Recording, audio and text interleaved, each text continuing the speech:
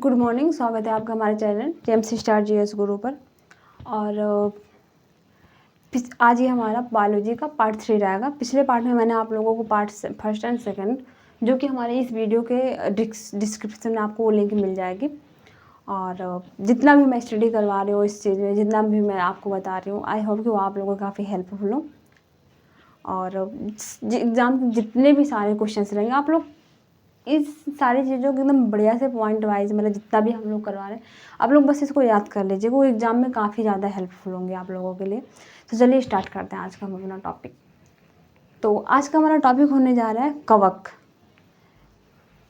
कवक के अध्ययन को क्या कहते हैं? कवक विज्ञान, माइकोलॉजी। लक्षण इनके क्या होते हैं? पड़हरित रहित होते हैं और ये संवहनी ऊतक रहित होते हैं। और इनकी कोशिका भित्ति किससे बनी होती है? काइटिन की बनी होती है। संचित भोजन इनका किस रूप में होता है? ग्लाइकोजन रूप में होता है। और सैक्रोमाइसिस नामक कवक का उपयोग किस रूप में होता है? डबल रोटी, जो कि हम लोग नॉर्मली डेली लाइफ में खाते भी हैं, तो वही चीज़ है डबल रोटी। वो किस चीज़ से बना होता है? सैक्रोमाइसिस। और कवक से होने वाले कुछ पादप रोग हैं, जैसे धान में भूरी अर्जित चित्ती, सरसों में सफेद रस्ट, गेहूं में लोजिस पर रस्ट रोग, आलू में अंगमारी वाट, और गन्ना में लाल अपच्छित, मूंगफली टिक्का रोग उसमें होता है। कुछ मानव रोग हैं जैसे कि दमा, तो ये एस्परजिलस फ्यूमिगेट्स, ये कवक हैं, इस रोग कवक की वजह से ये रोग होता है। तो एथलीट फूट है टेनिया पेडिस, कवक की वजह से होता है। खाज है एकैरस स्कैबेज, मंगंजापन होता है टीनिया कैपिटिस। और दांत किसकी वजह से होता है? ट्राइकोफाइटन लेडुकोशा की वजह से होता है। नेक्स्ट हमारा लाइकेन। तो लाइकेन क्या होता है? ये कवक और शैवाल का सहजीवी संबंध को ये दिखाता है, कवक और शैवाल के मिलने से ये। तो इस संबंध को हम लोग क्या करना है? हेलोटिज्म कहते हैं। आकार एवं संरचना के आधार पर इनको देखिए 4 भागों में बांटा गया: क्रस्टोस, फोलियोस, फ्रूटिकोस, तैबा। और शब्द का प्रयोग सबसे पहले किसने किया था? तो ग्रीक दार्शनिक थियोफ्रेस्टस ने किया था। और इसका अध्ययन क्या कहलाता है? लाइकेनोलॉजी। प्रजनन, तो प्रजनन इसका कैसा होता है? कायिक होता है और लैंगिक एवं अलैंगिक दोनों प्रकार का होता है। इसमें का एक इंपॉर्टेंट टॉपिक हो जाता है, एक वायु प्रदूषण के संकेतक के तौर पे भी लाइकेंस जाने जाते हैं। जैसे जहाँ पे SO2 प्रदूषण ज़्यादा होता है, वहाँ पे क्या होता है कि लाइकेंस नहीं उगते हैं, और जहाँ पे लाइकेन उग रहे हैं वहाँ पे समझिए कि वहाँ वो जगह प्रदूषण रहित है, वहाँ पे प्रदूषण नहीं है, ये चीज़ होता है। और लाइकेन का उपयोग कुछ होते हैं, जैसे कि ये मृदा निर्माण में सहायक होते हैं, भोजन में जैसे आर्किल लैक्नोरा, और लिटमस पेपर के तौर पे भी इनका यूज होता है। दवा में होता है, जैसे परमेलिया का उपयोग मिर्गी की दवा के यूज के लिए किया जाता है। नेक्स्ट है हमारा जीवाणु, जैसे कि इसके पिता कौन होते हैं? एंटनी वॉन लीवेनहॉक, जीवाणु विज्ञान के पिता भी इनको क्या कहा जाता है। तो ये कब खोज किए थे इसके? 1683 में। नाम किसने दिया था? एहरेनबर्ग ने। कब दिए थे? 1819 में। रॉबर्ट कोच कॉलर तथा वैदिक जन्म सिद्धांत भी इन्होंने दिया था। और इनका जन्म कौन सा? 1843 से 1910 के बीच में इनके ये जन्म डेट, मृत्यु की डेट 1892 लुई पॉस्चर, इन्होंने क्या किया था? रेवेज टीका और दूध का पाश्चुरीकरण के बारे में बताया था। आकृति के आकार पे अगर हम आधार पर देखते हैं जीवाणु कितने प्रकार के होते हैं, तो एक छड़ाकार होता है, एक गोलाकार होता है, एक कौमाकार होता है और एक सर्पिलाकार होता है। 4 प्रकार। पाश्चुरीकरण एक विधियाँ होती है, जैसे कि लो टेम्परेचर 62.8 डिग्री पर लगभग 30 मिनट पर, और हाई टेम्परेचर जैसे 71.7 डिग्री सेल्सियस पर 15 सेकंड के लिए पाश्चुरीकरण। रेबीज टीका।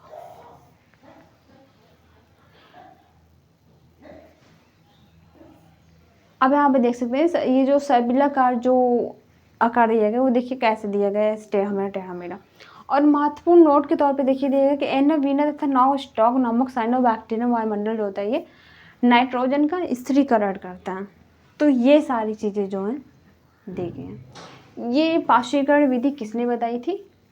तो ये बताई थी लुई पॉस्चर ने। इन्होंने क्या बताया था कि लो टेम्परेचर 60.8 डिग्री 30 मिनट, और HTST क्या होता है? ये 71.7 डिग्री पर 15 सेकंड के लिए।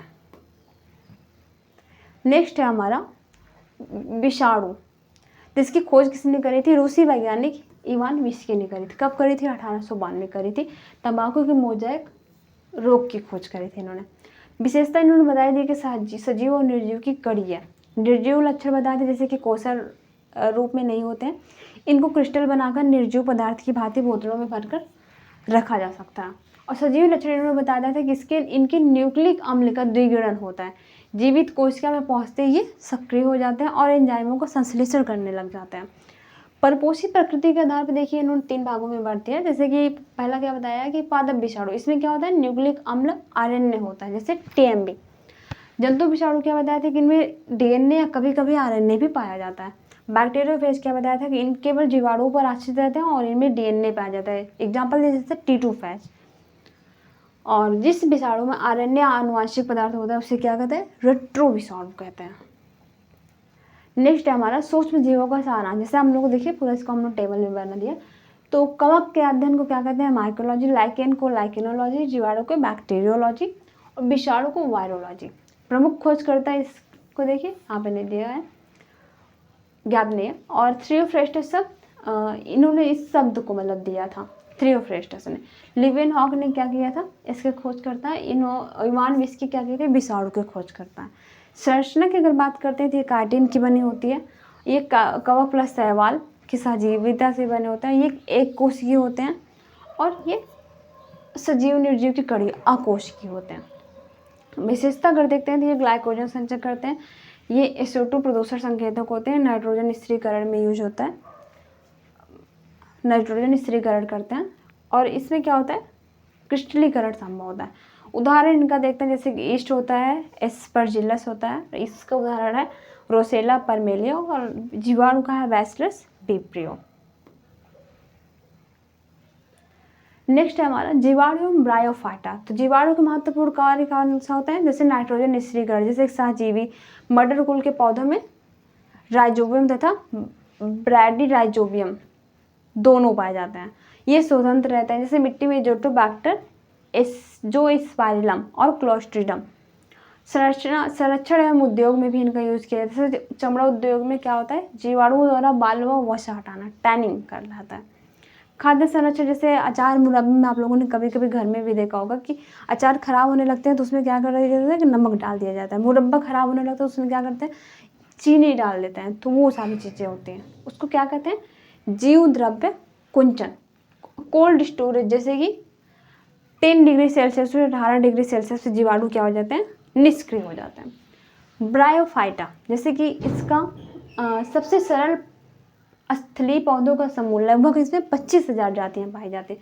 मुख्य विशेषता इनकी क्या है, संवहन ऊतक। जाइलम एवं फ्लोएम का क्या होता है, इसमें पूर्णता अभाव होता है। इस समुदाय को वनस्पति जगत का एम्फीबिया वर्ग भी कहा जाता है। इनका महत्व क्या है, मृदा अपरदन रोकने में सहायक होते हैं।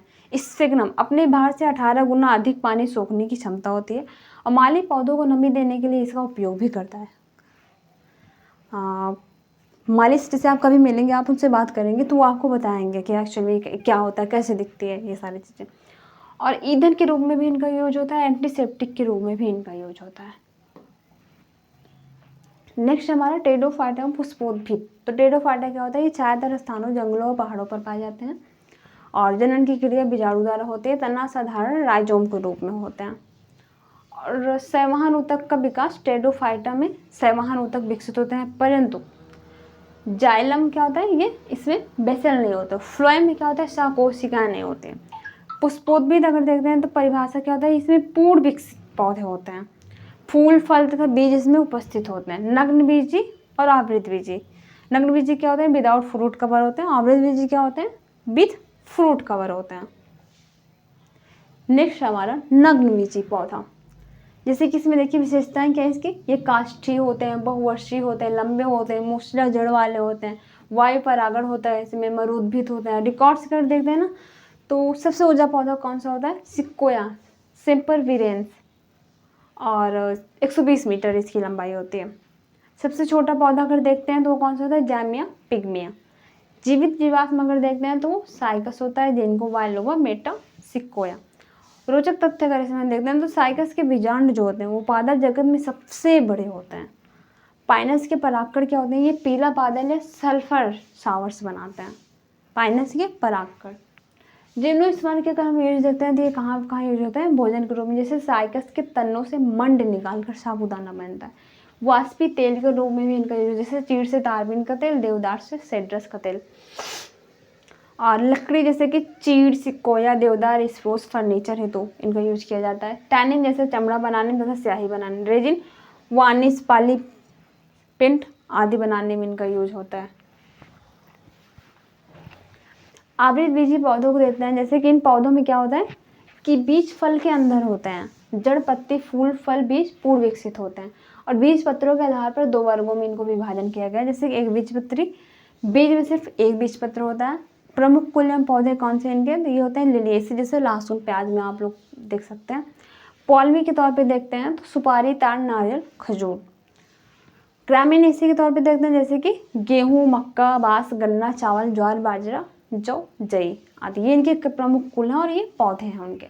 द्विबीजपत्री में देखते हैं तो क्या होता है इसमें कि बीजों में 2 पत्र होते हैं। प्रमुख कुल और पौधे देखते हैं तो क्रूसीफेरी इनका कुल है और ये देखिए पौधे जैसे मूली, शलजम, सरसों, मालवेसी में कपास, भिंडी, गुड़हल, लेग्यूमिनेसी में बबूल, छुई में कत्था, गुलमोहर, अशोक, हिमली, दलहन।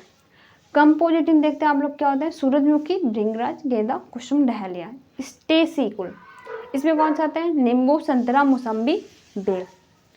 कुकुरबिटेसी में देखते हैं कौन सा आते हैं, तरबूज, खरबूजा, कद्दू, लौकी, खीरा, करेला। सोलनेसी में कौन से आते हैं, आलू, मिर्च, बैगन, टमाटर, धतूरा, ये सारे आते हैं। रोजेसी में कौन से आते हैं, सेब, बादाम, नाशपाती, स्ट्रॉबेरी। नेक्स्ट हमारा आता है पादप आकार की एवं सारांश। तो पादप आकार की क्या होता है, विभिन्न पादप भागों जैसे जड़, तना, पत्ती, पुष्प, फल आदि के रूपों तथा गुणों के अध्ययन को क्या कहते हैं, आकारिकी कहते हैं, मॉर्फोलॉजी। पादप जगत का अगर हम विकास देखते हैं तो पहले ब्रायोफाइटा, सरल स्थली, बिना शैवाल ऊतक के होते हैं ये। नेक्स्ट है उसे देखिए आगे क्रमिक विकास में टेडोफाइटा बन जाते हैं, तो शैवाल ऊतक का विकास यहाँ आरंभ हो जाता है और बीजाणु जनन होना स्टार्ट हो जाता है। फिर नेक्स्ट आता है जिम्नोस्पर्म, लग्न बीज हो और पूर्ण विकसित काष्ठ है यहीं से उत्पन्न होता है। एंजियोस्पर्म, ये लास्ट स्टेज है इसका। फल से ढके बीज यहाँ प्राप्त होते हैं और सबसे विकसित ये होते हैं। नेक्स्ट हमारा पादप के भाग, जैसे जड़ होता है, तना होता है, पत्ती होता है। तो जड़ क्या होता है, ये मूलांकुर से विकसित होता है, हमेशा प्रकाश के विपरीत नीचे की ओर वृद्धि करता है। तना क्या होता है, ये प्रांकुर से बना होता है और प्रकाश की ओर ऊपर वृद्धि करता है। पत्ती क्या होता है, ये हरे रंग की होती है, मुख्य कार्य इनका क्या होता है, प्रकाश संश्लेषण करना होता है। दूसरा जड़ों का रूपांतरण देखते हैं, जैसे कि शंकु आकार, तो आप लोग ये चीज देख सकते हैं, गाजर। शंकु आकार हम जड़ों का कहाँ देख सकते हैं, गाजर की तरफ। कुंभी रूप देखते हैं, सलजम, चुकंदर में देखते हैं। तरकु रूप किस में देखते हैं, मूली में देखते हैं। भूमिगत तनों का रूपांतरण अगर देखते हैं तो कंद के तौर पे देखते हैं आलू को, घन कंद के तौर पे देखते हैं बंडा, केसर को देखते हैं, और सरकंद के तौर पे देखते हैं प्याज को। प्रकंद के तौर पे हल्दी और अदरक को देख सकते हैं। नेक्स्ट हमारा है पुष्प एवं निषेचन। तो बाह्य दल पुंज आप लोग देख सकते हैं, ये इसके पुमंग, जायांग, ये सारी चीजें। इसमें क्या, जायांग में क्या होता है, इसमें अंडक होते हैं, 3 भाग होते हैं, अंडाशय होते हैं, वर्तिका होता है और वाटिकाग्र होता है। बाह्य दल पुंज और ये आप लोग देख सकते हैं, ये सारी चीजें जो बीज टाइप कैसे निकले रहता है। पुमंग क्या होते हैं, केसर होते हैं जो परागकण बनाते हैं।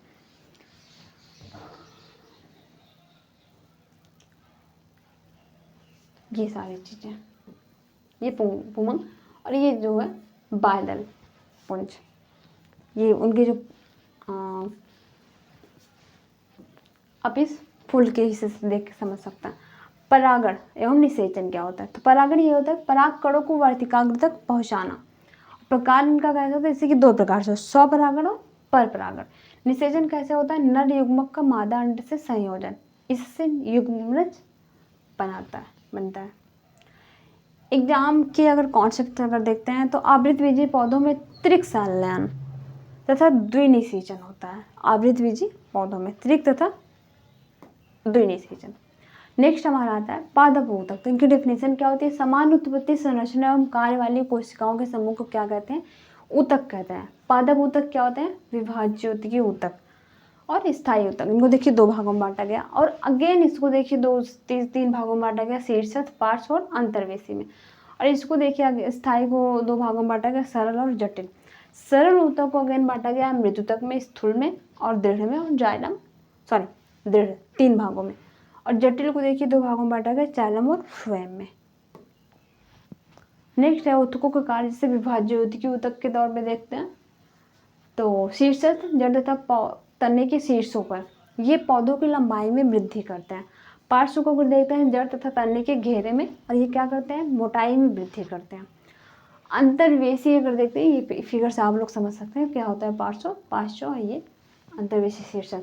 अंतर्वेशी क्या होता है, ये पत्तियों के आधार पर टहलने के पर्व के दोनों ओर शाकाहारी जानवरों द्वारा ये खाने के बाद पौधों को फिर से बढ़ने, जैसे आपने बरसीम देखा होगा खेत में, वो क्या होता है कि उसको हम लोग ऊपर का अगर हटा भी देते हैं उनकी पत्तियों को, तो फिर से ग्रोथ कर जाते हैं। तो वही सारी चीज़ें, वो किस टाइप का, अंतर्वेशी। और नेक्स्ट हमारा जटिल स्थायी ऊतक, इसमें कौन सा होता है, जैसे कि जाइलम फ्लोएम। जब एक जाइलम क्या होता है, ये जड़ों से जल एवं खनिजों को पौधों के विभिन्न भागों तक पहुंचा देते हैं। फ्लोएम क्या करते हैं, पत्तियों द्वारा निर्मित भोजन को पौधे के अन्य भागों तक पहुंचा देते हैं। एग्जाम टेक्स्ट, जैसे जाइलम जल से बना है, फ्लोएम फल भोजन।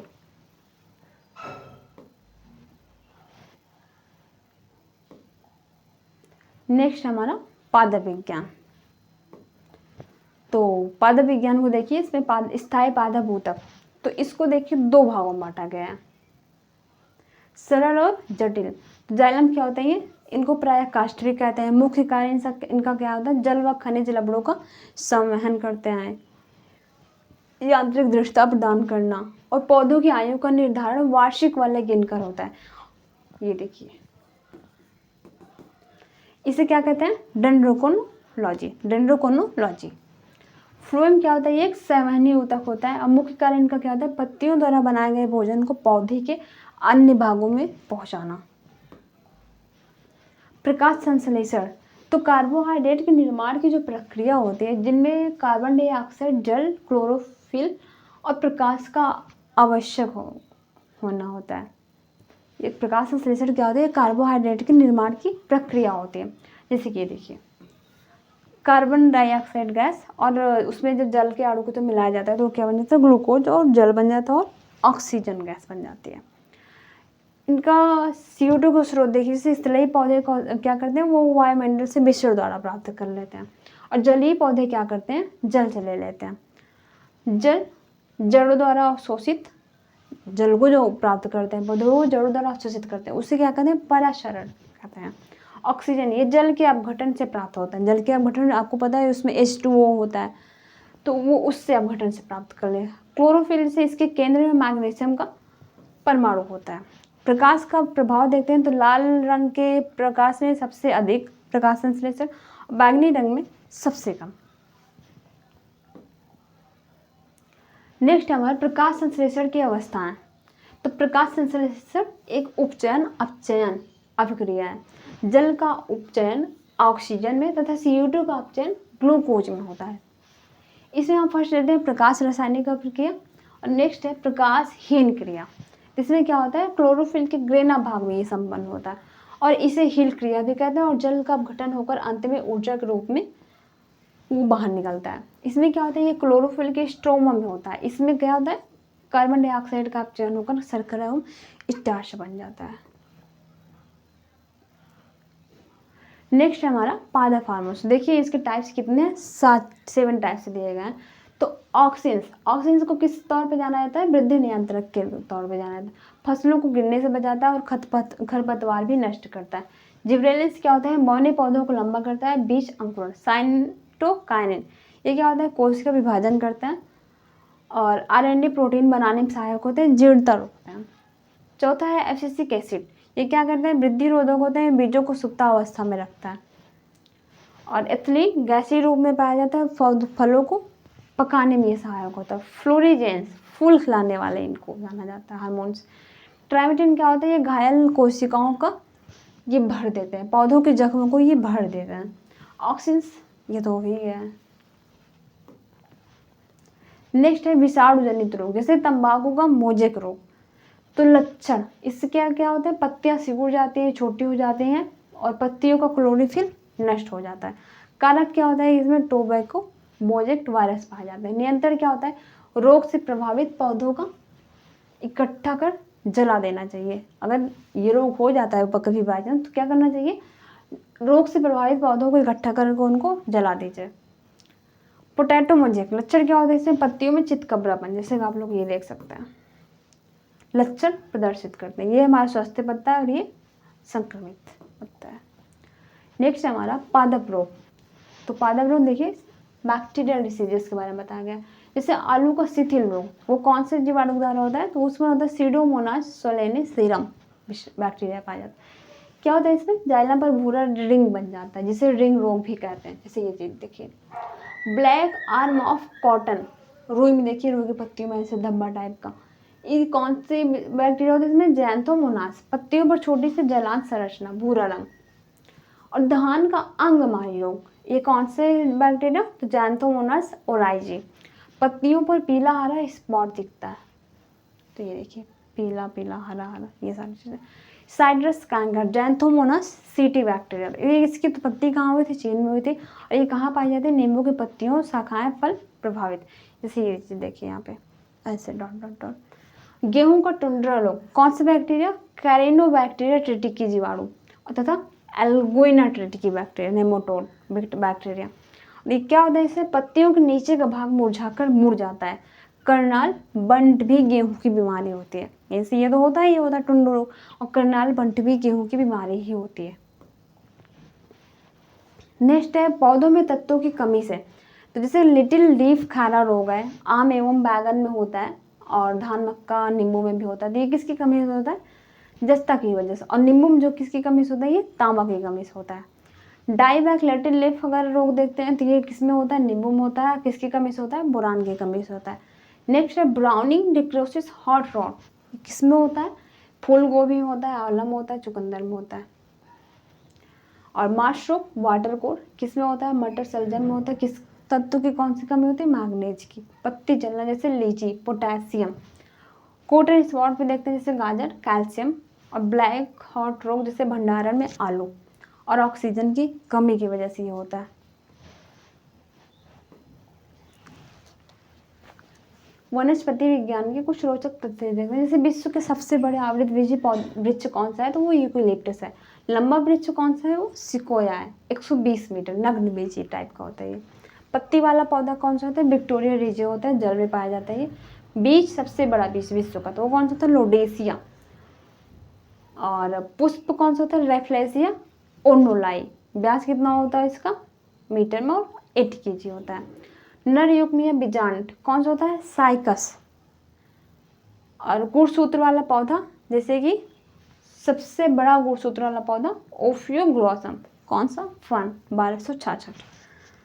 और विश्व का सबसे छोटा, जैसे देखते हैं तो सबसे छोटा आवृतबीजी पौधा कौन सा होता है? लेमना। सबसे छोटा टेडोफाइट कौन सा होता है? एजोला होता है। सबसे छोटा बीज कौन सा होता है? ऑर्किड होता है। सबसे छोटा पुष्प वुल्फिया। विश्व का सबसे छोटा आवृतबीजी परजीवी आर्शियोथोवियम। और विश्व का सबसे छोटा नग्नबीजी कौन सा होता है? जेमिया पिग्मिया। और सबसे बड़ा छोटा गुणसूत्र वाला शैवाल में पाया जाता है, और शैवाल में या कोशिका में कौन सा होता है? माइकोप्लाज्मा गैलीसैप्टिकम। सबसे भारी काष्ठ अगर देखते हैं तो कौन सा होता है? हर्ट बिचिया बाइंडर का। सबसे हल्की काष्ठ कौन से होते हो? ओक्रोमा लैगोपस। टेनिस गेंद जैसा जो फल होता है उसे क्या कहते हैं? कैथ। जंगल की आग, ये ढाक। नेक्स्ट है महत्वपूर्ण पादप एवं उत्पाद। जैसे कि फूल की कली जो होती है वो लौंग को हम देख सकते हैं, वो क्या होती है? किसी पौधे की फूल की कली होती है। सिनकोना पादप के छाल से क्या बनता है? कुनैन बनता है। और केसर जो होता है वो पौधों का वर्तिकाग्र भाग होता है। हेरोइन अफीम जो होता है वो किससे बना होता है? पोपी या अफीम पोस्ता। पेबावर शोमिनी फिरम से बना होता है। कॉफी जो होता है कोको, ये किससे होता है? कॉफी अरेबिका, कैफीन या थियोब्रोमा कैक्योथियोब्रोमाइन, ये इसके पार्ट से ये कॉफी बना होता है। जीवित जीवाश्म अगर देखते हैं तो क्या होते हैं? लाखों वर्ष पहले उत्पन्न होकर आज ही पृथ्वी पर पाए जाते हैं, वो हमारे जीवित जीवाश्म। जैसे कि जिनकी को ब्रिज होता है ये, cyanobacteria, fern, red panda, koala, echidna, coelacanth आदि। अतिरिक्त तथ्य के तौर पर अगर देखते हैं तो एजोला नामक जलीय फर्न को जैव उर्वरक के रूप में जाना जाता है। और पत्ते के लाल, नारंगी और पीला रंग कैरोटीनॉइड्स के कारण होता है। 2,4-D क्या है? ये खरपतवार नाशी होता है। नेक्स्ट हमारा पारिस्थितिकी। तो पारिस्थितिकी में देखिए जीव ऑर्गेनिज्म। तो जीवधारी देखिए आगे चल के क्या दिया गया है, समष्टि या जैविक समुदाय। तो क्या कह रहा है ये कि एक निश्चित भौगोलिक क्षेत्र में निवास करने वाली, निश्चित भौगोलिक एरिया में निवास करने वाली विभिन्न समष्टियों को क्या कहते हैं, जैविक समुदाय कहते हैं। जैसे कि हाँ, सबका अपना अपना एक, जैसे कि मछलियाँ रहती हैं वो जल में रहती हैं, उनका एक अपना जैविक समुदाय बन गया। हम इंसान अपने रहते हैं, जानवरों का एक अपना अपना समुदाय होता है। तो वही सारी चीज़ें। पारिस्थितिकी तंत्र रचना एवं कार्य की दृष्टि से विभिन्न जीवों का और वातावरण की मिलीजुली इकाई। जैसे कि आप लोगों ने देखा होगा रचना एवं कार्य की दृष्टि से कि जो इंसान जहाँ पे अपने आप